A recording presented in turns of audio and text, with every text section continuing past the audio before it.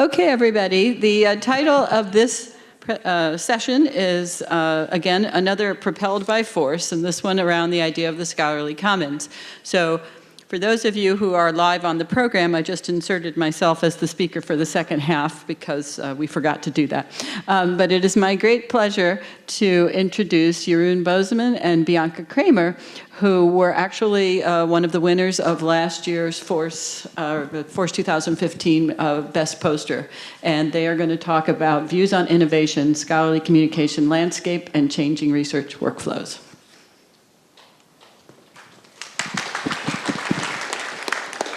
Thank you very much, Marianne.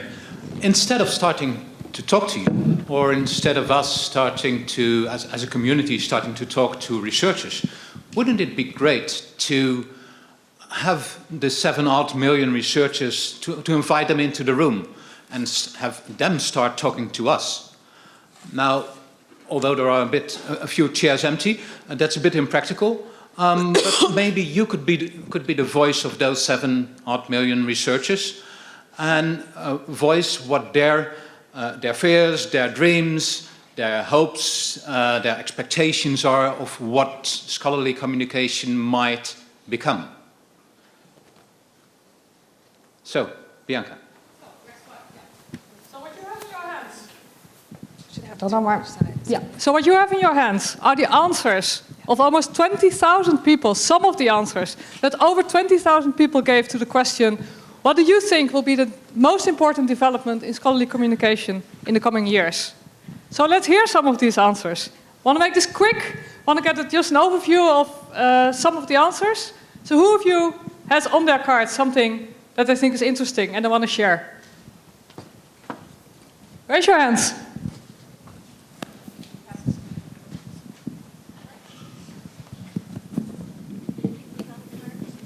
I think that metadata will be associated with publications in a digital form prior to publication rather than after publication.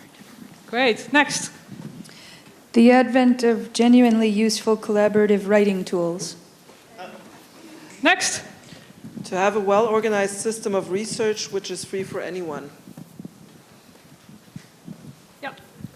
A united front to promote open access in a financially viable way. Next. Easing communication platforms for authors and peer reviewers. Anyone has a card I can't read? Mine's in Chinese. Woo! Anyone can read Chinese?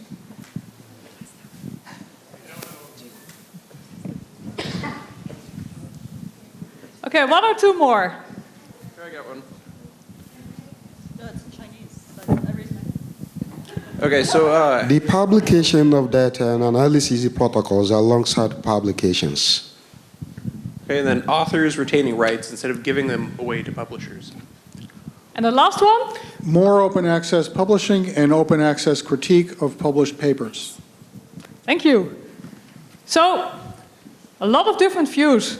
A lot of people expecting different things. So now what? Jeroen. All these ideas and these views are actually in three different realms, if you ask us. So first there's the realm of openness, which has things like open peer review, but also open licenses, open access, of course, and mostly driven, not all of them, but mostly driven by copyright changes, economic changes, new business models, etc. A big chunk of the other things are in the area of efficiency. So efficiency as a goal for scholarly communication. So that it's things like standards and versioning, reusability, no result publishing, overcoming the limitations of the print era, etc. Mostly driven by technical changes and standards that we are very good at here at Force 11 to change and to improve. And then there's the section of expectations and hopes and dreams, very important ones that are in the realm of good. Now that you might interpret that as reproducible or transparent, or even a bit more with a moral or ethical idea as things that are void of plagiarism and no fraud and meaningful attribution, etc. That has to do with more difficult things like research governance changes. So it might be going in these three ways, or a nice combination of that. But that doesn't happen just by itself. There are people that should do that. So that's publishers, the general public also, libraries, government funders, but of course, most important of all, researchers. Because researchers, they have a choice. They have a choice how they work, what tools they use, how to shape their workflow. And they can choose either a traditional workflow, thank you, traditional workflow, or they can choose to use innovative tools, experimental tools, and build their own workflow. Maybe not even knowing if it will all work together, but really be open to experiment. They can use, if their institution allows, tools, stay within an ecosystem of tools provided by one vendor. Or they could choose to work more in a Wikimedia ecosystem and building on that. Researchers have choices. Some might say they have an overwhelming amount of choices. Those of you who were here in Oxford last year may remember this one. There are a lot of choices. And what we wanted to know is, what do researchers actually do around the globe, in different disciplines, different research stages? How do researchers shape their own workflow? So that's why we put out our global survey over the last 9 months, asking about 17 different research activities, showing a pre-selection of tools and asking researchers, what do you use? And if you use any other than these 7, please tell us which ones are they. So who of you took this survey? Yay! Are you interested in the results? Yes. Yes. Okay, let's have it. Okay, after 9 months of having this survey online, we now have the data available. This is all very fresh. Of this big self-selected sample of over 20,000 people, we actually got a very nice spread over the various fields, various disciplines, but also a very good spread over the various research roles. Almost 75% of them really being researchers, either professors and associate professors, etc., but also postdocs and PhD students, graduate students. But also, what's nice, quite a nice slice of bachelor and master students, undergraduates, and a big chunk of librarians, of course. They are always there. And we got a very nice spread across the globe from over 150 countries. We got at least one. There's always more to be wished for. But it's a very nice global spread of response. So just taking one example, one of those 17 activities that we surveyed, that is the question of what kind of tools people use to archive or share publications. So there might be some surprises here in the results. There are more results. We also, for each of these activities, we had the option for respondents to click, "Oh, I'm also using others," and they could fill in all those others. Of course, if you look at these results, this is just scratching the surface. You can dive into the data. You can filter if you want. You can filter by research role. You can filter by discipline, and then it becomes, of course, more meaningful and more interesting and more applicable also for you. But there is really also very rich data, because this is just the long list for this single question of tools to share papers. So there's over 51 of them, and this is one of the minor categories. There are others with over 1,500. But there are some tools that might ring a bell with some of you here in the theater. I don't know what these two are exactly, but everyone has the freedom to dive in and see what's happening there. Another nice example of what you can do with these data is the The conference, we were a few weeks ago in Europe, where the European Union organized a conference on open science, on promoting open science. They're actually pushing quite hard now. And we could just look into our data and see what's the support for either for open access and or open science. We just have next to these 17 questions about research tools, we had some general questions, and these were 2 of them. And if you combine these 2, open access and open science, and see how they relate, what's the ratio between them, you get some quite interesting pictures of what's happening in Europe with support for these 2. So as Jeroen said, this is just scratching the surface. These are just our own very early preliminary analysis. And of course, we will do more analysis. But we want everyone to do analysis. We want every one of you, also outside this room, use these data to answer your own questions. So of course, we wouldn't dare to stand here on this platform without sharing these data openly. The data set, both the raw and the clean data set, is on Zenodo. The data description is in a data node on F1000 Research. And very soon, we hope to release an interactive dashboard that will enable anyone to quickly visually generate those kind of graphs that we just showed, to visually explore these data. And, okay, go one back. So all the links, all the DORs, are available from our website, 101 Innovations on WordPress. So please go there.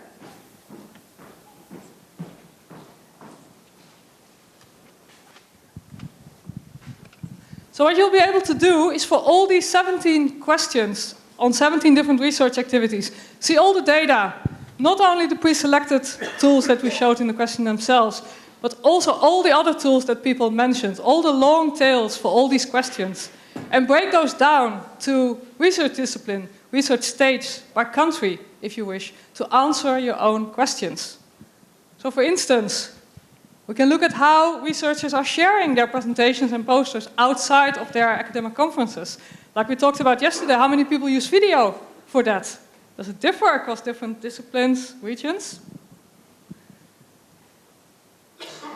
And because we also asked about language-specific or tools-specific for different language regions, you can do analysis really on a global scale, or do a global analysis, looking at different regions that you might be most interested in, and compare those and see what's different from outside the Anglo-Saxon region.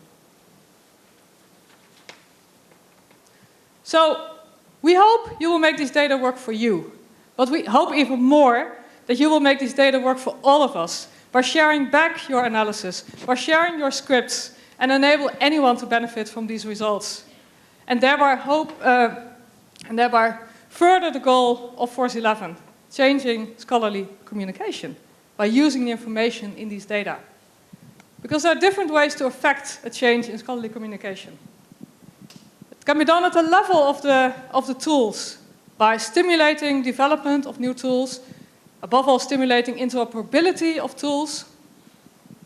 It can be done at the level of the researchers themselves, by funders, by stimulating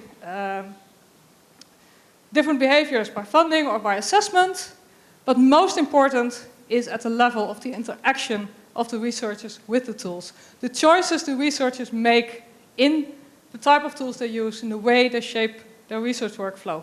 Because that's where the change is going to be. That's where the change in research workflow is going to be, and that's where the change in the scholarly communication landscape is going to be. So I hope we can take this forward together. And I want to thank all the people who answered our survey. Thank all the people who helped us with translating. And thank all the people from the over 100 institutions who distributed the survey amongst their researchers. And many of you are in this audience, so big thank you.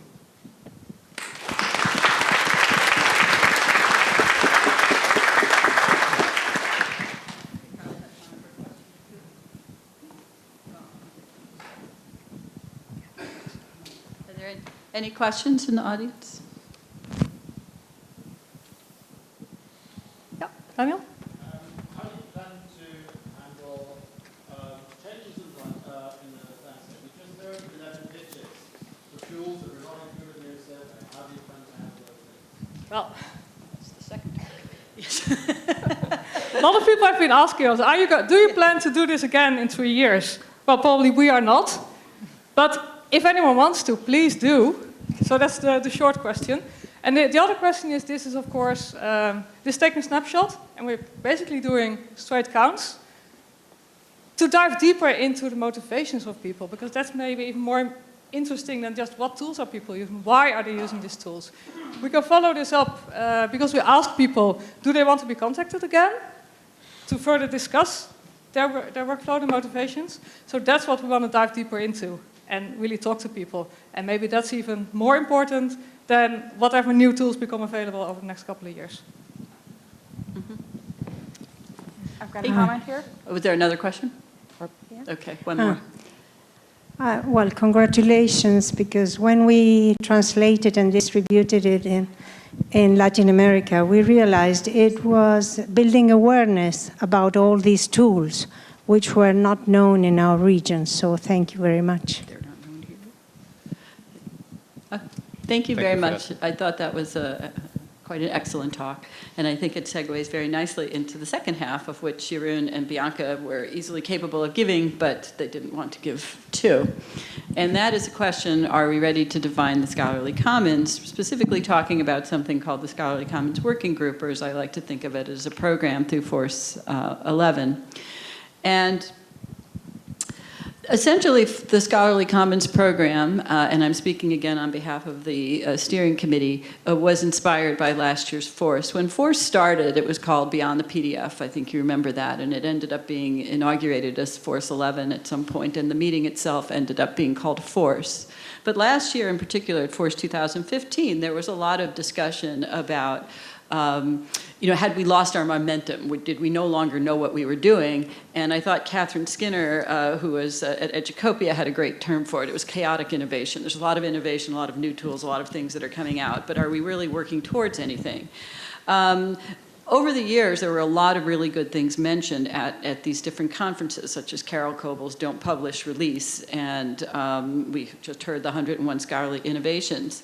And so last year after the meeting, a bunch of us started to get together and sort of discuss on various email lists and blogging about it, as saying, there's been a lot of innovation that's gone on since Force started. And at the beginning, it was all about new tools, new tools, new tools. And all of a sudden, we had a lot of tools and a lot of things that were being declared around the world. And was it a time for sort of reflection and synthesis? And I happened to mention to Brooks Rosenzweig of the Helmsley Foundation, I said, I get a lot of funders who are willing to fund a workshop on data citation. In fact, I had gone to 3 in that month, in 1 month alone, but very few that were willing to sort of look at this sort of synthesis and this overarching, where you're not actually producing anything, you're just trying to see where the community stands. And we were very fortunate that the Helmsley Foundation actually did fund a program through Force 11 called the Scholarly Commons, and are we ready to define it? So first I want to acknowledge the steering committee. Some of them are still here, many of them who had to go, but as you can see, Bianca and Jeroen are on this, along with board members Dan O'Donnell, I see Chris Chapman, and Ian Bruno, who's over there, I think are the only ones left, and except Stephanie Hagstrom is there. So what is the Scholarly Commons program? Well, we decided that we wanted to, again, be able to sort of survey and look across and see all the work that's going on, all the tools, all the principles, the 500 standards in biosharing, right, saying, are we really sort of crafting together something? And our ultimately goal was to be able to articulate a set of high-level principles and practical guidelines, we heard that emphasis before, for something that we called the Scholarly Commons. I first heard that term from Paul Groth, but I kind of liked it. And really what I think is, and there's an emphasis on I, because the Scholarly Commons, as we know, means many things to many people, is that governance around the production and dissemination of scholarly works, because this is Force and it's the 21st century, it's a networked world, and also for the public good. And I think this idea for the public good is a very interesting one, because as we remember last year from Oxford going to the beginning of the scientific journal, scientific communication was originally to communicate to other scientists. But there's been this sort of shift, and we heard it today, we heard it this morning, that that is not why we were producing these works. And these works are now potentially accessible to an educated audience, even non-educated audience who has a right to see them. And the funding is largely coming from the public. And so we decided to do this through a series of exercises. First, we were going to have some workshops building off Sarah Callahan's 1K challenge from last year. What if instead of butting our heads against the current system and drowning in negativity, which is what we tend to do, we just sort of threw the whole thing out and started again from scratch. And then it was sort of as that, if we all kind of know and doing the same thing, can we then use that as a framework to understand all the different innovations, the hundreds and thousands of innovations that are going on around the world, and sort of say, is there any commonality here? Can we fit these together? Do we know what we're doing? So ultimately, we'd like to see if there, in fact, is a conceptual framework of the commons. If we're all talking about these things, are we talking about the same things? That will be accompanied by a visualization, a map, and also materials to empower individuals and organizations around the globe to implement this. Because if there's one thing that I have learned about this, there's nothing that speaks for everybody. Everybody has their own goals, and you need those champions in the community. I think a function of force, or organizations like it, is to help empower those individuals affecting change in their community, and not think that it's all going to arise from us. So a lot of the program was really inspired by something that's called the Joint Declaration of the Data Citation Principles. I mentioned those early. And those were a set of high-level principles. They cover those first 8 things. But they were literally done by about 25 groups of people getting together, taking multiple sets of data citation principles that had been issued by all these groups and actually physically aligning them, saying, what is the core, right? These all come from different domains. They come from different areas. But is there something in common? And the answer was yes, there were. There was something in common. There was a common set of high-level principles. And it was designed to be high-level and easy to understand, but most importantly, there was no implementation. And a lot of people gave us grief over that and said, but you don't have a standard, you're not doing that. We're like, well, there are other people doing standards. We want something for people to take away that is technology independent, because as we just heard from Daniel and others, technology will change, it will flow. But the principles should remain the same. This is what the thing is supposed to do. And it actually has had great uptake, and as we see now, people are taking it and over in their particular context, implementing it in a way that makes sense for them, but has some commonality across what other people are doing. So I thought about this, and I thought about, really, this is why we're in the level of principles.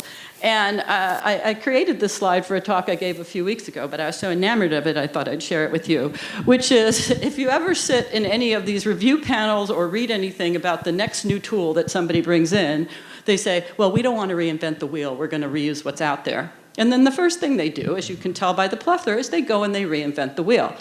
And I started to think about why. And I said, well, really, if we think about it, if we hadn't kept reinventing the wheel, we would all be having stone wheels, which obviously don't work, right? You need different wheels in different contexts. And they have to work for you and do the work that you need to do. But there are some standards, right? There's the principles of a wheel. It's round. It has to fit into a larger context. And as William Gunn said, it's also moved by force, right? So you need a force behind it. And there are standards. You know, I have a road that's this big. My wheels can't be this big, right? So people need to reinvent what works for them. And as technology changes, the wheels will change, but they still do the work that needs to be done. So I kind of think that we ought to be defending reinventing the wheel as long as we know why we're inventing it.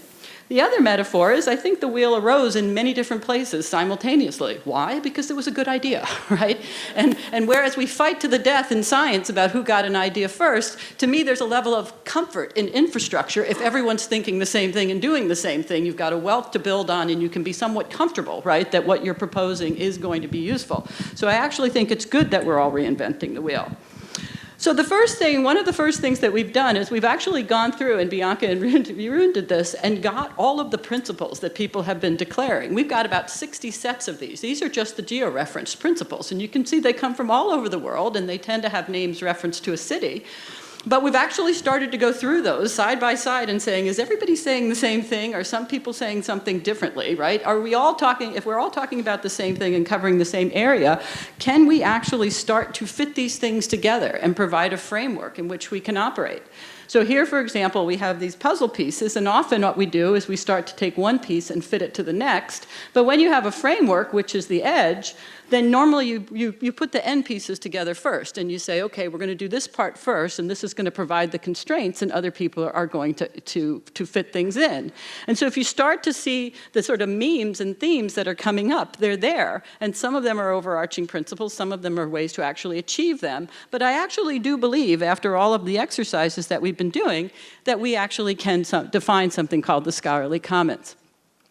So our first workshop was actually held in Madrid and then in February, and we had a kind of a follow-up mini one in the pre-conference workshop. And this was called Reimagining Research Communications. And again, we didn't want people to rail against the current system.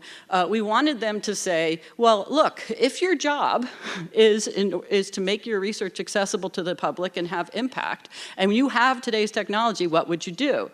So we actually hired a facilitatory group called UConn, who actually does these sort of visioning exercises. And the first morning, we had something called the vanishing, right? And everybody came in the room, and it basically said, nothing exists. Magically, you exist, our current level of technologies, our current level of funding, and your expertise, but our whole system's disappeared. So your job, if you choose to accept it, right, is to develop a system for producing and disseminating scholarship and scientific research to all of those who want or require it. So we just told them what it was for, anybody, right? And to put to use for the benefit of society. So we didn't question. There was a discussion going on in another discussion list of why we publish. We said, we're going to tell you why you publish, right? This is why you're scholars and why the taxpayers are funding for it. There's only one rule, which was be positive, right? And who was there? Thanks to Bianca and Robin Champeau, they went really hard work to try to make sure we had a lot of viewpoints represented. So one thing you can see is there was nice gender balance, 50-50, but also those of you can see the career stage is that the early and mid-career and students sort of overwhelmed the senior people, and that was good. We wanted that on purpose. There were no platform presentations, so everybody had equal access to the soapbox. So what do we come up with? There's actually an interactive visualization that was produced, and that's what we came up with. So you might say from that, well, I don't know that there is a scholarly commons. I see a bunch of notes. But we've actually engaged with Fiona Murphy, who was there, some of you may know her, to go through the materials and start with this initial distillation. And what were the themes? And it did not go the way that I had thought it was going to go. I thought it was going to concentrate on technology, but it really didn't. The first thing is everybody agreed that this is an ecosystem, and they used the word ecosystem. And I said to Fiona, can you actually define ecosystem? Because I had recently heard from someone at NIH, if I have to hear the word ecosystem, what it means. So we decided we were going to tell you what it meant, right? It's groups of independent but interrelated elements comprising a unified whole. This was a digital thing, right? So people said, well, if you're outside that, are you in the commons? We're like, no, this is a digital thing because it's only a digital thing that assures that dissemination. And that these digital research objects also included the researchers themselves and the knowledge workers. And so we ourselves were entities inside this digital world, which I actually thought was something that was quite interesting. The number one and overarching principle was that the commons is fair. And those of you who know this in the context of fair data, findable, accessible, interoperable, and reusable, and it refers to research objects, but it was also clear that people were spending more time on the people. We heard that again this morning, right? It's the people that are important. So it was fair for people.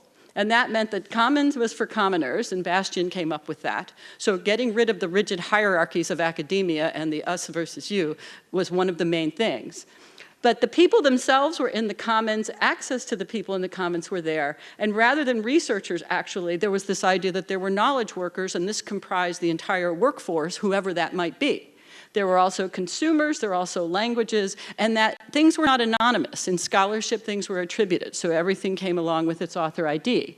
The idea that you, being represented in there, also needed to create an API to yourself, but that was not your CV, because the CV is here's the institution you're in, and here's all your publications, but as we also heard this morning, you ought to be able to develop a reputation by what you do, and some of those things don't require advanced degrees from Harvard, right? And you should be able to get that reputation.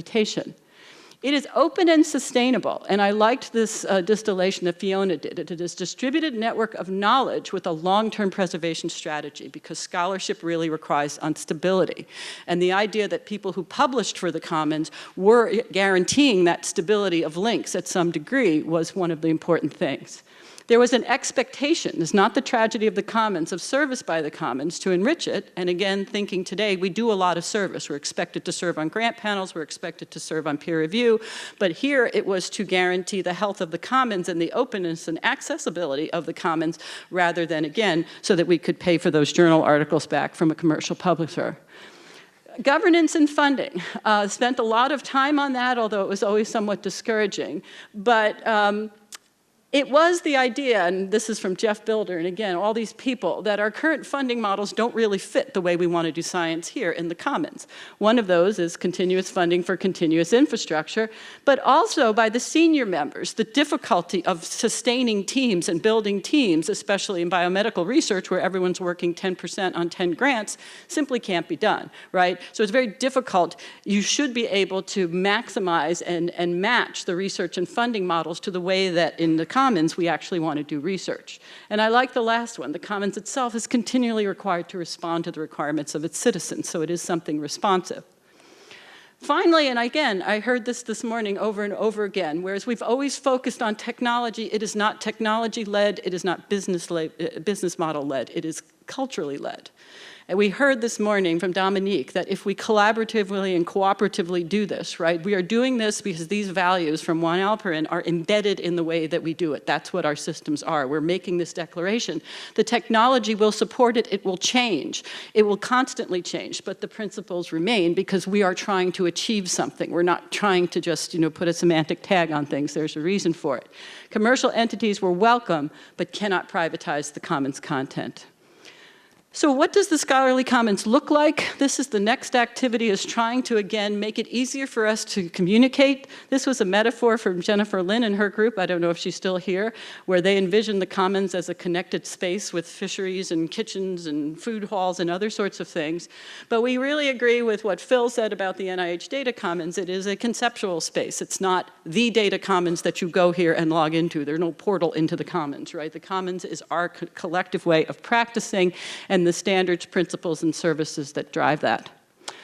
So this is just a nice graphic that Jeroen made to sort of say where we are. We've had the Madrid workshop. We had our Portland pre-conference workshop. We're working on the landscape map. 50 of you have joined the working groups. We will be getting engaged with you very quickly.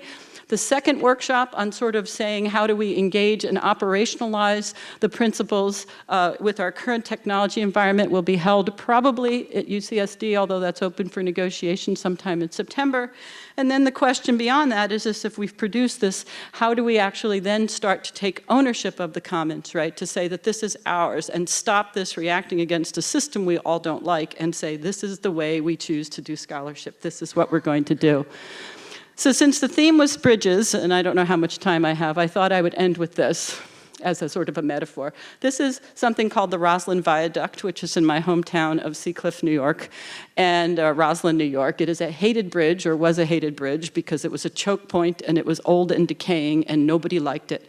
And then they found out that, in fact, it was dangerous because a bridge someplace else had collapsed, and it had to be replaced. And so over time, when you drove on the Roslyn Viaduct, you saw these pieces of a bridge actually emerging, and it was higher, and it was more beautiful, and it was streamlined. And one day, you were just driving on that bridge instead of on the old rickety bridge, and then the old rickety bridge disappeared. So I think it's actually a metaphor for the Commons. We're not going to replace the existing system. We're just going to start a new one because that's what we think we want to do. So that's kind of the idea of the Commons, a little utopian, but I think if you had followed anything that went on with Madrid, I don't think a little utopia is a bad thing. So thank you.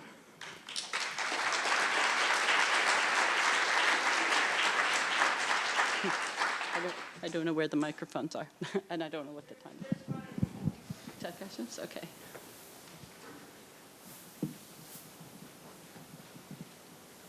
Okay.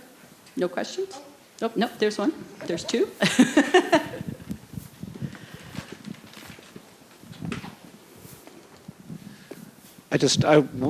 So much of what you were saying reflects something that has been in a completely different strain. Again, just to reinforce this, so there's a book came out recently called Patterns of Commoning, and they really focused on this idea that a commons isn't a thing, it's a way of being. It's a way, yes, exactly. And they talked a lot about the book. I recommend the book, not just because I've got a chapter in it, but two things. One is the idea of patterns, templates. So they talk a lot about patterns of the title of the book. How can we find the patterns that help us be this community, this set of values, this set of contributions? But it's not just our community that's starting to converge and see these things. It's out there in the world as well. In fact, we wouldn't even do this. If we had gone through all of these principles and say everybody's all over the map, then we're not ready, right? But if we keep seeing the same themes over and over again in multiple places, in multiple communities, we're not building any of this. We're just capturing and looking at what everybody's done. And I think that's the model that works for this community, right? Is that you're going to be out there doing it, but it's a way of practice that at least adds to this virtual thing, which we are calling the Commons, which is this persistent knowledge network that captures the world knowledge for use. So I think that's absolutely correct. And the fact that it is arising, and I heard it expressed in so many talks this morning, which I would not have heard a few years ago, suggests again that the time is ripe for this, right? That this is the next stage. It's not tools and technologies, those are out there. It's how they and people need to operate with them in this new way of thinking. So Kelly. in the interest of kind of talking about evolution and change and how we as a community are adapting, I'm reminded of the first Beyond the PDF meeting where you kind of gave a challenge problem. No. I did. So it's you presented a challenge problem to the community for the SMA. Oh, that's right. Right. Yeah. Yes. So and in a way, it's like when we look at the community-based large-scale vision that you now are presenting, which is quite, it's utopian and it's large scale and it's not so much grounded in deliverables and end products. No. I'm thinking, well, I think it might still be useful to have that, right? So challenge problems are motivating. They are still, Elon Musk is a great example of someone who is able to wield that sword very well. Now, and of course, it's like as a developer in this field, I'm really excited by the notion of being able to do something that I can point to and go, I want to do that. I want to create that outcome. What's your feeling about the context and impact and utility of challenge problems in the scholarly commons that you've now defined? Well, we haven't defined it yet. We're still working on it, right? Well, so what's the role of challenge problems? So I think that I think that the next phase, really, we would like to invite everybody to sort of think about this. If this is something that, that again is already happening, so it's not, again, but every now and then being able to articulate it, put a name to it, right? To put a name, just like FAIR was a very useful acronym to talk about what everybody was doing because it was short and it was easy and it had a ring to it, right? It was FAIR. And so I think branding it, even though before I would have said, no, that's not necessary, I think that's what first it takes to start making these things a reality. The NIH Data Commons was talked about long before it's a reality because it is something you can think about. But I think the way to get it adopted, right, if Helmsley asked us, well, what is it that you're going to do next? And we said, well, first we've got to see that there's something there. And we were quite honest in the grant application, which was also refreshing. We said the answer might be no, we're not ready. I don't think that that's the case. But if so, then what is it that actually gets it out there? We see a lot of people already practicing. They've got badges and they've got reward systems. But how concrete does it need to be? Because we'll get derailed by that in other ways, right? So I think it's a challenge to the community to say if this is what the people want and this is, we heard it again and again and again and we're ready, how do we wear that badge? How do we show, and I didn't put that in there, that this system and way of doing things is better than the other system if it is for some purpose? And I like to take that in a spirit of inquiry because I've said it in blogs, if the old way was better, hey, let's do that. But I haven't seen any evidence because, as I like to say, we're still suffering from neurodegenerative diseases and other things, right, at least in biomedicine. So I think there are outcomes, but how specific we have to be, right? How fast do we have to build the bridge? Who's necessary to do the coordination? I don't have answers for all that yet. But it's a good question. On the question of the sustainability. Yes. And agreements around that when you take things into the commons. So, I mean, my research on what a commons is kind of limited, but one of the models is that when you have a commons, people can give something into the commons, but they retain, the responsibility for, some sense of ownership of it, and maybe perhaps there must be a range of complex models here, right? The agreement is we'll accept your thing into the commons as long as you Exactly. agree to support it. I mean, I think... Well, I think, yes, if you're going to be a publisher in the Commons, that's what you're agreeing to, right? So you must have a sustainability model, and you must agree to the stability, and you must agree, a la Jeffrey Builder, right? If you're not doing this properly, you have it under the license that allows it to be forked and others to take care of it. It doesn't mean that everything is perpetually available all the time.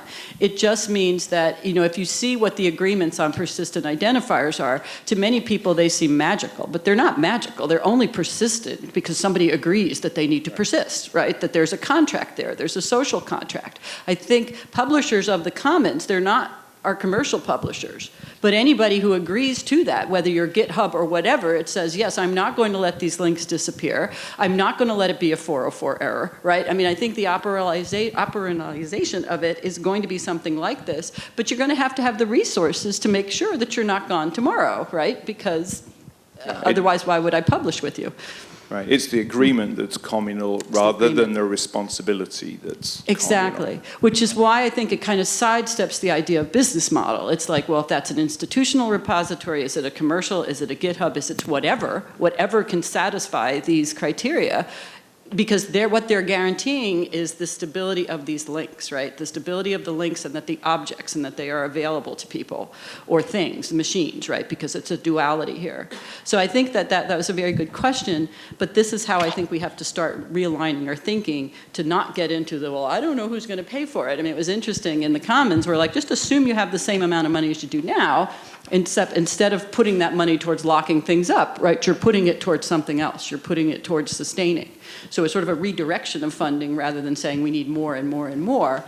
Again, the bridge is slowly being put in place, but I think it is an agreement. It is a contract. Peter? I was... This has to be the last question. Sorry. Yeah. Okay. So I was really excited by that, but a lot of it was new to me, and you went pretty fast. Well, yes. Well, no, this is important. Is this just... I mean, for me, this is a game changer.